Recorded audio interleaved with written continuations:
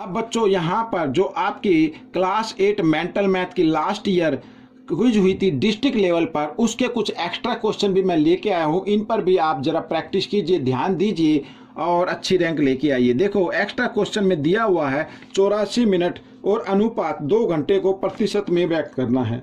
तो प्रतिशत में व्यक्त करने के लिए दोनों अनुपात एक जैसी एक राशि में होने चाहिए, लेकिन यहाँ हम देख रहे हैं ये मिनट में है और ये घंटे में है, तो इस घंटे को भी मिनट में बदल देना है। तो 84 अनुपात और 2 घंटे, 1 घंटे में 60 मिनट होती हैं, तो 2 में कितनी होंगी, तो 2 को 60 से गुणा कर दीजिए। ठीक है, ये आ गया। अब इसको प्रतिशत में बदलना है, तो अनुपात से जो आगे नंबर लिखा होता है उसको हम बना देते हैं अंश, हमेशा याद रखना, और जो पीछे लिखा होता है उसको बना देते हैं हर, और प्रतिशत में बदलने के लिए इसको 100% से क्या कर देते हैं, गुणा कर देते हैं। ठीक है, आप देख रहे हैं 0 से 0 यहाँ पर कट गई है, और 6 दूनी 12, 12 होता है, 12 सत्ते 84 होता है, 7 10 को 7 से हम गुणा करेंगे तो 70 आ जाएगा, 70%। बच्चों ये आपका आंसर आ गया है। प्रश्न नंबर 2 क्या कहता है? प्रश्न नंबर 2 भी बहुत ही आसान है। कहता है x का मान ज्ञात करो। ठीक है, x का मान ज्ञात करो। यहाँ पर दिया हुआ 8, 2, x 10 क्रम से समानुपाती हो। अगर ये समानुपाती हैं तो कुछ इस तरीके से लिखे जाएंगे, बराबर का निशान और x अनुपात 10। ठीक है, इस तरीके से आपको लिखना है। और फिर क्या करना है, जो अंत पद होते हैं यानी अंदर की तरफ पद होते हैं उनको अलग गुणा कर दीजिए, और जो बाह्य पद होते हैं उनको अलग गुणा कर दीजिए इस तरीके से।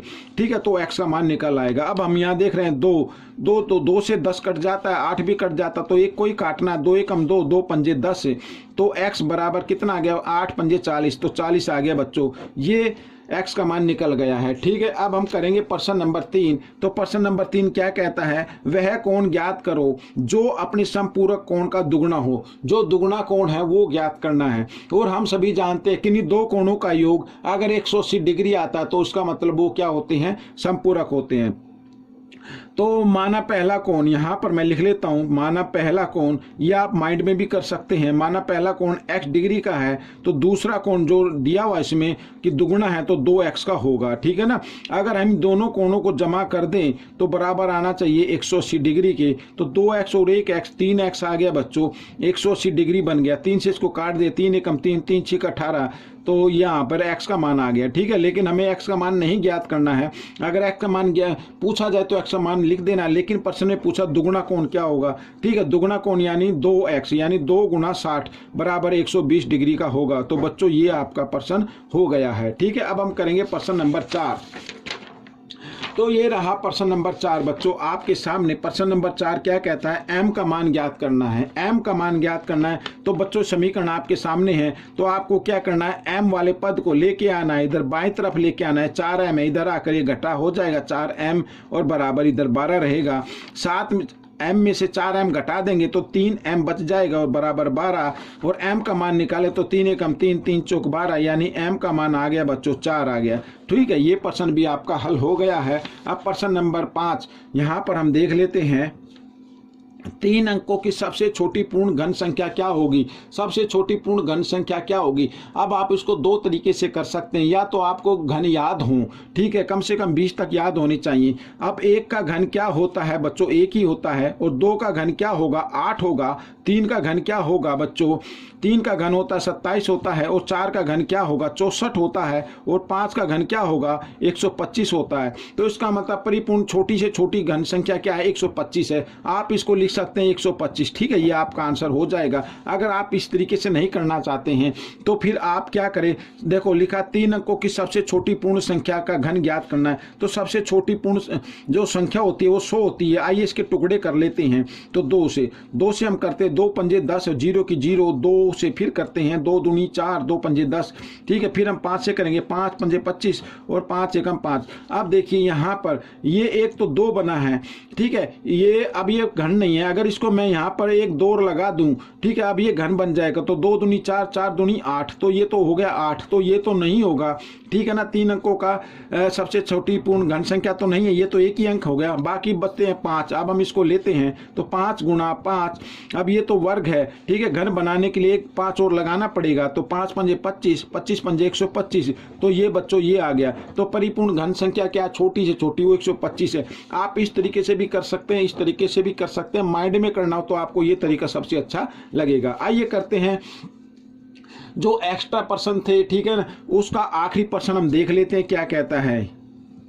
अब कहता है यदि एक घन का आयतन 512 घन सेंटीमीटर हो तो एक फलक का क्षेत्रफल ज्ञात करना है। मैं आपके सामने इधर घन बना देता हूं, ठीक है, इस तरीके से ये मैंने बना दिया है और इसमें पूछा है कि एक फलक का क्षेत्रफल ज्ञात करना है, यानी ये वाला ज्ञात करना है।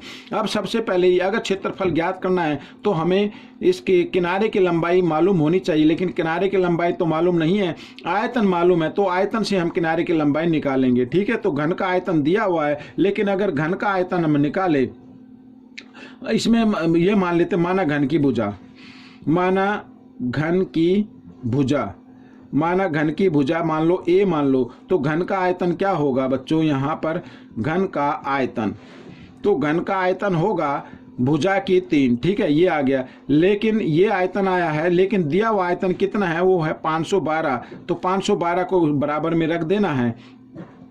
अब हमें ए निकालना, तो इधर ये घन था, इधर बराबर के साथ से लेके आएंगे तो घनमूल में इसको बदल देंगे, तो 512 का घनमूल होता है बच्चों 8 होता है, ठीक है। तो ये आपको पता होना चाहिए। तो किनारे की लंबाई आ गई 8। अगर नहीं मालूम है तो बच्चों 512 के ऐसी इस तरीके से आप गुणनखंड कर ले और 3-3 का आप एक समूह बना ले, ठीक है।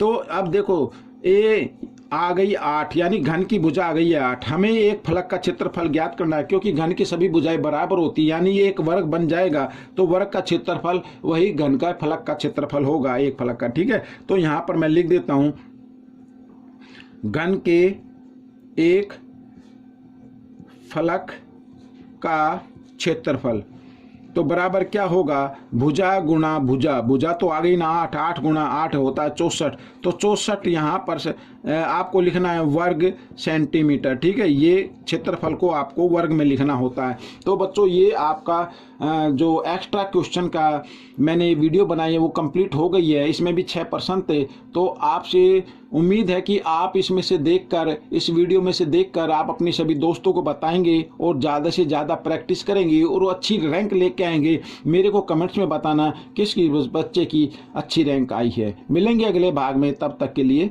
धन्यवाद।